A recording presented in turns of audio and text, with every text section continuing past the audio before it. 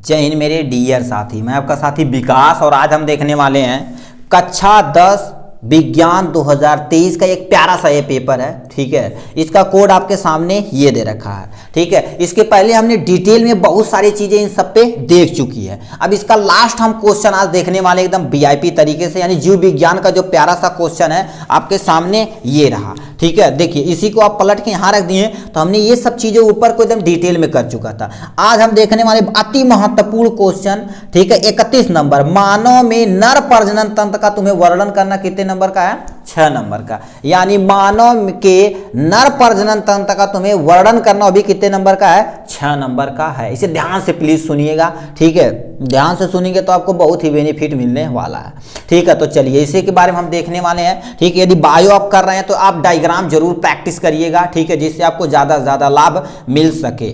ठीक है, तो आपके सामने ये आपका प्यारा सा क्वेश्चन है। ठीक है, आप देखिए प्रश्न मत लिखिएगा। ठीक है, क्वेश्चन वहां पर नहीं लिखना रहता, आपको सीधे ऐसे क्या कर देना है, यहां से देखो प्रश्न उत्तर और उसके बाद नर प्रजनन तंत्र डालना तो काम बन जाएगा। तो सबसे पहले नर प्रजनन तंत्र होता क्या है? ठीक है, आप प्रजनन तंत्र पढ़े होंगे। ठीक है, यदि हाई स्कूल में होंगे, हम सब लोग जो हाई स्कूल में रहता तो यही चैप्टर में खुलता था। ठीक है, ये डायग्राम देखने के लिए। ठीक है, तो हमें इसी के बारे में आपको पहले हमें बताना। देखिए नर प्रजनन तंत्र में विभिन्न अंग होते हैं जो निम्न तरह से नीचे दिए गए हैं। ठीक है, सबसे पहले दे रखा है वृषण। वृषण मतलब टेस्टिस हो गया। ठीक है, वृषण कोश जिसमें वो टेस्टिस रहता है, जिसे हम सैक्रोटम इंग्लिश में बोलते हैं।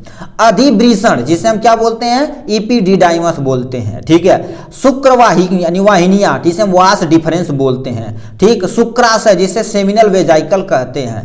प्रोस्टेट ग्लैंड जिसे हम क्या बोलते हैं? प्रोस्टेट ग्रंथि बोलते हैं। सीसन जिसे हम क्या बोलते हैं? पेनिस बोलते हैं। तो इन्हीं के बारे में आपको क्या कर देना है, एकदम अच्छे से बताना। तो सबसे पहले देखिए आप करेंगे क्या यदि एग्जाम में जाएंगे तो सबसे पहले नर प्रजनन तंत्र के बारे में जब पार्ट होता है, ठीक है, पार्ट के बारे में यहां से लिख देंगे। ठीक, हमने देखिए यहां लिख दिया और इसी के जस्ट नीचे आपको एक प्यारा सा डायग्राम बना दिया। तो आप एग्जामिनर समझ जाएगा कि लड़के को अच्छा ये लिख दिया और डायग्राम बना दिया तो पीछे वो डिटेल में लिख चुका है, एकदम उसके माइंड में सेटअप हो जाएगा। देखिए आप कुछ भी आता है, ठीक है, कुछ भी आता है तो उसे पहले एग्जामिनर को पहले पेज पे दिखाइए कि हमें सर आ रहा है। उसके बाद तुम पीछे कुछ भी लिखे रहोगे, उसके अंदर हेडिंग डाल के कुछ भी लिखे रहोगे तो आपको नंबर वो कंफर्म दे देगा। तो हमने क्या कर दिया, देखिए ये यहाँ पर इतने पार्ट होते हैं, 7 पार्ट यहाँ लिख दिया गया और एक प्यारा सा आपके सामने क्या कर दिया, डायग्राम बना दिया। अब इस डायग्राम को कैसे बना दिया, इसी के लिंक में हम एक नंबर वो डिस्क्रिप्शन में इसी का वीडियो ये कैसे बनाया गया ना, तो तुम मिनटों में बना दोगे, इसको कोई टेंशन नहीं। 5 मिनट का 3 मिनट के अंदर तुम बना दोगे यदि तेजी से बनाओगे, एक दो बार प्रैक्टिस करोगे तो। ठीक है, तो ये आपका देखिए एक एक देखिएगा। सबसे पहले टेस्टिस, ये जो गोल सा स्ट्रक्चर है ये टेस्टिस 1 2, तो ये तुम्हारे पास क्या हो जाएगा? टेस्टिस यानी वृषण हो जाएगा। अब ये जिस थैली में रहता है, जिस थैली में रहता है उस थैली को हम क्या बोलते हैं? वृषण कोश यानी सैक्रोटम बोलते हैं। ठीक है, अब इसी के बगल में ये सटा हुआ देखो गुच्छेदार संरचना है जिसे हम क्या बोलते हैं? अधिवृषण यानी इपिडिडाइमिस बोलते हैं। क्या बोलते हैं? अधिवृषण यानी वृषण जिसे हम क्या बोलते हैं? इपिडिडाइमिस बोलते हैं। और ये वाला जो पोर्शन होता है, ठीक, जो रॉड लाइक स्ट्रक्चर, इसे हम क्या बोलते हैं? पेनिस यानी सीसन बोलते हैं। ठीक, ये हो गया। अब ये वाला जो पोर्शन, ये वाले पोर्शन को हम क्या बोलते हैं? इसे प्रोस्टेट ग्रंथि बोलते हैं। क्या बोलते हैं? प्रोस्टेट ग्लैंड बोलते हैं। ठीक है, और ये जो नली आ रही है यहां से, जो ये जो नली आ रही है, ठीक है, यहां से जाएगी, इधर से हमारा जो स्पर्म रहेगा यहीं से निकलेगा। तो ये जो नली आ रही है उस नली को हम क्या बोलते हैं? शुक्रवाहिनियां बोलते हैं। ये शुक्राशय मतलब शुक्राणु को ले जाता है, इसलिए इसे क्या बोला जाता है? शुक्रवाहिनियां बोला जाता है। और ये जो ये वाला पोर्शन है तो इसे हम क्या बोलते हैं? पेशाब की थैली। और ये जो नली आ रही है इसे हम पेशाब की नली यानी मूत्रवाहिनियां बोलते हैं। मगर हमें इससे लेना देना नहीं है क्योंकि हम रिप्रोडक्टिव सिस्टम पढ़ रहे हैं। ठीक, इन्हें आपको क्या करना है? यहाँ पर रिप्रेजेंट कर दिया। अब जो ऊपर आप हेडिंग जो लिखे हैं, ऊपर जो आप ये हेडिंग लिखे हैं, एक एक हेडिंग डाल को आप 2-2 लाइन लिख के चले जाएंगे, छोड़ देंगे। ठीक है, उसके बाद आपको क्या होगा? नंबर आपका पक्का 6 नंबर भाना से मिल जाएगा। ठीक है, तो आपके सामने यहां पर देखिए दे रखा है इसके बारे में। तो सबसे पहले वृषण क्या होता? तो हम बोले वृषण 2 होता, तो लिखा है वृषण 1 जोड़ा होता। एक लाइन बन गया। ठीक, यह उदर गुहा के बाहर त्वचा की बनी थैली में स्थित होता है। यानी एक थैली होती, देखिए एक थैली होती, उसे थैली में क्या होता है? बाहर की तरफ वृषण। अब जितने भी हमारे सब्सक्राइबर भाई हैं, मतलब जो देख रहे हैं, ये बताइए आप ये क्यों बाहर रहता? कोई रीजन होगा ना, कोई रीजन होगा जिससे ये बाहर रहता, ठीक है, कोई रीजन है कि जिससे ये बाहर रहता। अब कभी सोचे हैं कि नहीं कि क्यों ये बाहर रहता? देखिए ये बाहर क्यों रहता है, क्योंकि हमारा शरीर का तापमान कितना होता है, यानी 36 डिग्री सेल्सियस, यानी 36 से लेकर 37 डिग्री सेल्सियस। मगर जो शुक्राणु के फॉर्मेशन के चाहिए इनसे कम से कम, मतलब 36 से 37, यानी 36 से 37 डिग्री सेल्सियस से कम 2 से 3 डिग्री सेल्सियस टेम्परेचर यदि कम रहेगा, क्या टेम्परेचर यदि कम रहेगा तो हमारा शुक्राणु का फॉर्मेशन होगा। किसका? शुक्राणु का आपका क्या होगा? शुक्राणु का आपका क्या होगा? फॉर्मेशन होगा। इसीलिए हमारा जो टेस्टिस रहता है, जो वृषण रहता है, हमारे बाहर की तरफ रहता है, क्योंकि जैसे बाहर की तरफ रहेगा तो क्या करेगा? शुक्राणु यानी स्पर्म का क्या कर देगा? फॉर्मेशन कर देगा, क्योंकि बॉडी टेम्परेचर से कम 2 से 3 डिग्री सेल्सियस चाहिए जो स्पर्म बनने के लिए होता है। ठीक है, तो ये बता दिए हमने इसके बारे में।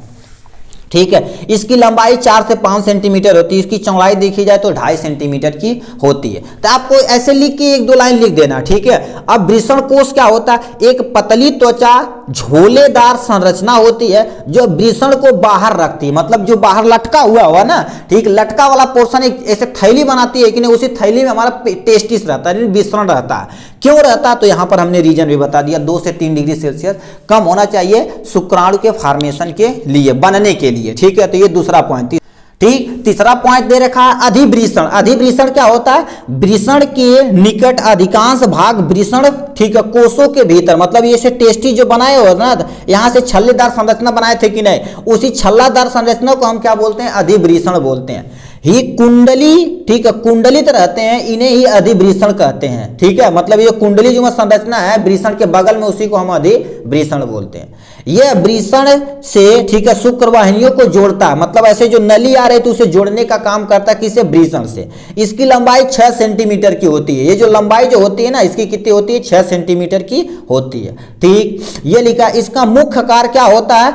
यानी सखलन से पहले शुक्राणुओं को संचय करके पोषण प्रदान करना। सखलन मतलब समझते हो कि नहीं? जब आप सेक्स यानी इंटरकोर्स करते हैं तो यहां से स्पर्म निकलना स्टार्ट हो जाता है, तो ये वाले पोर्शन की जगह इकट्ठा होता है, इसे पोषण दिया जाता है कि भागो खूब तेज से, क्योंकि देखिए भागेगा तभी तुम्हारे पास वहां यूट्रस के अंदर जो एग है, जो अंडा है, ठीक है, वहां जाके फर्टिलाइज करेगा, तभी वो बेबी बना पाएगा, नहीं तो बना नहीं पाएगा। अब तुम सोचो, एक बार सखलन होता, मतलब एक बार यदि आप इंटरकोर्स करते हैं, सेक्स करते हैं, तो 200 से 300 मिलियन, 1-2 बिलियन नहीं, यहां से मिलियन तुम्हारे स्पर्म निकलते। कितना? अब तुम सोच लो पूरी जिंदगी में आप कितना खराब कर चुके होंगे। मतलब 200 से 300 मिलियन स्पर्म एक बार में इंटरकोर्स में, मतलब एक बार यदि आदमी सेक्स यानी इंटरकोर्स करता है तो इतना स्पर्म निकल जाता। अब तुम सोचो, अब ये भगाएगा बहुत तेज से, ठीक है, वही फर्टिलाइज कर पाएगा। अब तुम सोचो, पढ़ने से मत, सॉरी, पढ़ने तो कितने लोग कहते हैं सर हम पढ़ने मजा नहीं आता, ये नहीं। अब तुम सोचो, पैदा होने से पहले इतने लोगों से रेस में तुम जीत कर इस दुनिया में आए हो। अब तुम सोच लो भाई, ठीक है, तो आप एक बहादुर इंसान है भाई। ठीक है, डट के मुकाबला करेंगे, ठीक है, अपनी मंजिल को पाने के लिए। ठीक है, तो इसका मुख्य कार्य का सखलन से पहले शुक्राणुओं को पोषण प्रदान करना। पोषण यदि यहां मिल गया तो तेज से भाग के जाएगा यूट्रस के अंदर, अब यूट्रस के अंदर घूम के जाएगा किसमें? फैलोपियन ट्यूब में, वहां फर्टिलाइज करेगा एक को, तो काम अपना बन जाएगा। ठीक, नेक्स्ट लिखा शुक्रवाहिनियां। शुक्रवाहिनियां मतलब जिसे हम वास्ट डिफरेंस बोलते हैं। ये क्या कर देते हैं? वृषण की दीवार से लेकर शीशन की एक पतली सकरी नली होती है जिसे शुक्रवाहिनियां बोलते हैं, जो शुक्राणु को ले जाने का काम करता है, उसी को शुक्रवाहिनियां बोलते हैं। ठीक, और इसी के जस्ट नीचे हमारे पास यहाँ ये समझ लेते हैं शुक्राशय, जिसे हम सेमिनल वेजाइकल या प्रोस्टेट ग्लैंड, मतलब दोनों ही पर हमने डिफाइन कर दिया। एक एक तुम चाहो तो इसे एक हेडिंग डाल के 2 लाइन लिख देना, इसे 2 लाइन लिख देना। ठीक है, मगर हमने एक ही में लिख दिया। लिखा है शुक्रवाहिनियां जिस स्थान पर मूत्रवाहिनियां से मिलती है वहीं पर शुक्राशय तथा प्रोस्टेट ग्रंथि स्थिर होती है। ठीक है, कहने का मतलब डायग्राम आपको दिखा देते हैं। देखिए डायग्राम मतलब क्या होगा? प्रोस्टेट ग्लैंड मतलब ये जो मूत्र मार्ग होता है, ये देखिए, ये तुम्हारे पेशाब की थैली, यहाँ से जो पेशाब की थैली, ये वाला पोर्शन, और ये दोनों देखो एक ही जंक्शन पे यहाँ मिल रहे हैं, जो हमने क्या कर दिया? इस पेंसिल से कर दिया। ये जो जंक्शन पे मिल रहा है इसी को हम क्या बोलते हैं? सेमिनल वेजाइकल। सेमिनल वेजाइकल या प्रोस्टेट ग्लैंड कहते हैं। ठीक है, ये हो गया। ठीक, वही चीज यहाँ लिखा था। शुक्राशय तथा प्रोस्टेट ग्लैंड एक क्षारी द्रव संचरित करता। क्षारी क्यों करता? क्योंकि हमारे पास क्षारी इसलिए निकालता है क्योंकि देखिए छारी इसलिए निकालता है क्योंकि यहां से बताओ, यहां से बेस निकला, सॉरी छारी मतलब तुम्हारे पास बेस हो गया, ऑलरेडी बेस है, और यानी जो हमारा यूरिन जो पेशाब निकला उसमें क्या होता है, यूरिक एसिड होता है, क्या होता है, एसिड होता है, और एसिड और जब बेस मिलते हैं तो उदासीन अभिक्रिया होती है जो पूरे यूथरा को क्या कर देती है, इस वाले पोर्शन को पूरे एकदम से न्यूट्रलाइज कर देती है, मतलब उदासीन कर देती है कि आराम से स्पर्म क्या करेगा, तेज से भाग के क्या हो जाएगा, बाहर की तरफ आए, इसीलिए क्या कर देती है, उसे छारी द्रव निकालती है। ये हो गया यहां से लिखा गया, जिससे शुक्राणु एक तरल माध्यम में आ जाता। अब देखो शुक्राणु तरल माध्यम में आ गया, जिसके कारण उन्हें स्वतंत्रता से, यानी क्या होते हैं, यानी लिखा है स्थानांतरण में, स्थानांतरण मतलब समझते हैं, जाने में क्या होती है, सरलता यानी आसानी होती है। इन ग्रंथियों का स्राव तथा शुक्राणु मिलकर वीर्य मतलब सीमन का निर्माण करते हैं। मतलब जो तुम्हारे पास जो शुक्राणु वहां से निकला था, अब प्रोस्टेट ग्लैंड से जो द्रव निकला था, जो लिक्विड निकला था, वही मिलकर क्या बनाते हैं, तुम्हारे पास सीमेन बनाते हैं। क्या बनाते हैं, सीमेन यानी वीर्य बनाते हैं। अब यही जाके फर्टिलाइज करेगा। अब देखिए यहां पर हो गया, और लास्ट में तुम्हारे पास कौन आता है, पेनिस यानी सीसन आता है, जो फीमेल वेजाइना के अंदर जाता है और अपने सीमन को उसके अंदर इंटर करा देता है। तो लिखा तुम्हारे पास क्या होगा, सीसन, लिखा बेलनाकार, ठीक है, सीसन बेलनाकार मांसल व जननांग होता है, यह वीर्य को स्त्री की योनि में पहुंचाने का काम करता है। ठीक है, तो ये होगा तुम्हारे पास यहां पर खत्म। यहीं पर तुम्हें यहीं पर तो लिखना था हमें टोटल। ठीक है, ये था आपका प्यारा सा क्वेश्चन। यहां देखिए हमने क्या करिए, डिटेल में ये सारी चीजों को देख लिया। ठीक, आज के लिए बस इतना ही, फिर मिलेंगे नेक्स्ट वीडियो में नेक्स्ट टॉपिक के साथ। तब तक के लिए bye bye and take care.